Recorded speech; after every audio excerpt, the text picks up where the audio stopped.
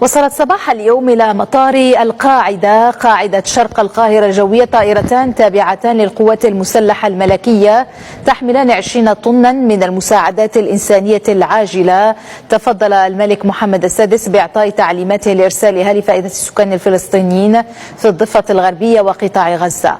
وتأتي هذه المبادرة استكمالا للجسر الجوي الذي أقامه المغرب لنقل هذه المساعدات، حيث وصلت أمس إلى عمان بالأردن طائرتان محملتان بمواد غذائية أساسية وأدوية للعلاجات الطارئة وأغطية سيتم نقلها لاحقا إلى الأراضي الفلسطينية بواسطة شاحنات عبر الجسر الحدودي بين الأردن وفلسطين.